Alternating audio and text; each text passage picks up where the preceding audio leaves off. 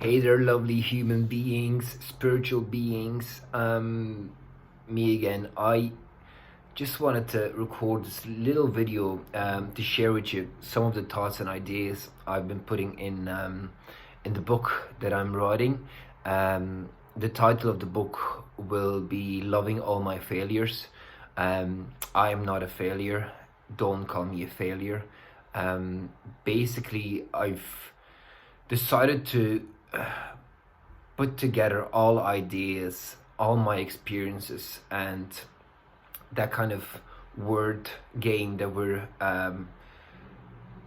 going through every single day, and the way we're interpreting what other people are saying to us, because what one person says, and the way they experience that word, or the feeling associated with that word, could mean something completely different, or completely off to us, because we have gone through different experiences, different traumas, or maybe it hasn't really affected us as much as the other person. So I just wanted to kind of put together some stories that I experienced myself, and that made me think of why do we tend to call ourselves names and use words that are lowering our vibration, are lowering our self-esteem, our confidence, our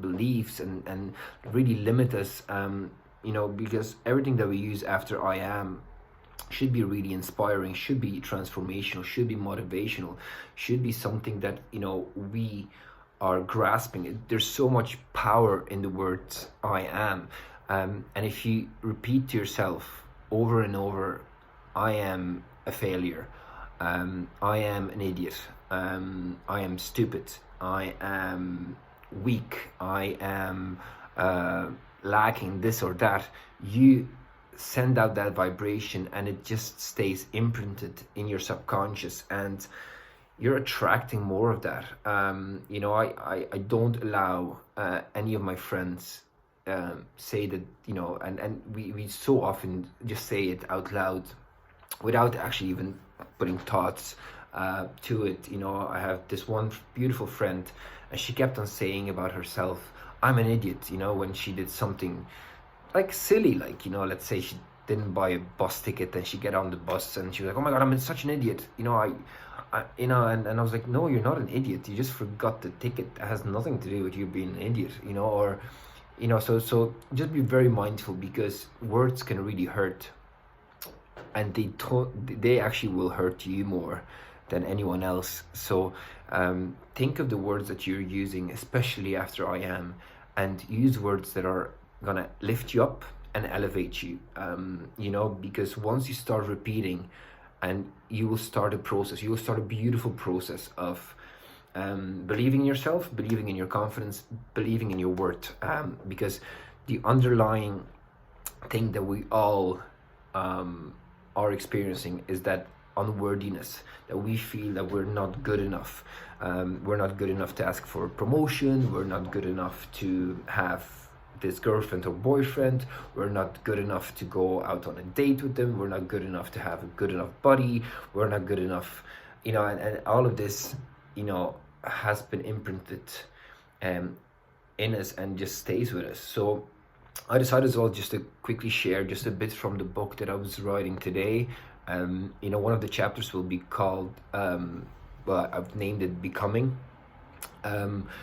So in that chapter, I've just put things like, so I'm gonna read it out now. The most incredible thing about life is that it is a process, a journey, a path. Once you reach the finish line, you stop existing in the physical body and physical realm. You will either transition into energy, into another body, or who knows what happens next. I am only trying to make you see life as a continuous flow of ups and downs, of learning, of questioning, and finally, of enjoying each day for what it is. I love verbs that end with ing, as it emphasizes the continuum of being. I just use it there: being, becoming, accepting, appreciating, thanking, loving. These are all processes. They should never reach a finish line. They are intertwined with us, and so they should be. You won't just become or be or love. Even if you assume you have reached it, life quickly will reassure you that you won't stay in this place for a long time, and you will be given hints to set up a new finish line. Or maybe this time you will understand that the moments in life are the it that makes your life meaningful and powerful. It is always quality over quantity, always this moment rather than the next moment. The more you want to be somewhere else, the less connected you will feel with yourself in this present moment. That connection is crucial if you want to be the attractor of all good. Once you are in this moment, you gain perspective on the experiences you are in. You appreciate the tiny things, the people, the wisdom they share, rather than being in the chase for something better later in the magical land of the future. Don't worry, the future will come. But how will you be prepared for it if you constantly think about getting there? Will you even notice it has arrived? And now listen to this. This has come for me as a revelation, and I'm just super proud of this wording. Now, in all fairness, if I would listen to this 10 years ago, I would probably think, what is this guy writing? What is he on? Here it is. Ready? The future is now. When you started reading this chapter, it felt like now, although it was in the past. Already now, you're in the future, as each second gets you further away from the now. Or is this all the now? Think about this for a moment. If the past was your now back then, and your future is arriving constantly throughout your now, doesn't this mean it's all the now? Why would you think of the future if you don't change anything in the now? Why do you assume your future will be different and better if you don't do anything about your now, your present future? Today, you have to live as if your future has already happened. Do as many things today as you would do in your future. Be very specific about the things you would do. Will you wake up and appreciate your morning? Why do you think you will if you can't appreciate your warm bed, room, etc. today, in the now? How different will that future wake up look like? I hope you don't want to wake up surrounded by gold coins and sleep on pillows made out of money. That would be silly. And you are not silly. And obviously then I just continue on. But I just wanted to share this bit because it is so important, and it was so important to me when I was going through different stages in my life. I always thought that the next stage will be better, and I was always chasing and hoping to get there now, and I was really feeling unease, and I was really feeling restricted and almost chained that I'm in the now, in the present moment, when in fact I wasn't doing anything in the present moment to uplift me and to give me some sort of connection with my future. I was a magnet for all the negativity and all the like very low emotions, really, because I was never content with what I had. I was never appreciative. I was never thankful. I was never grateful for what I already have.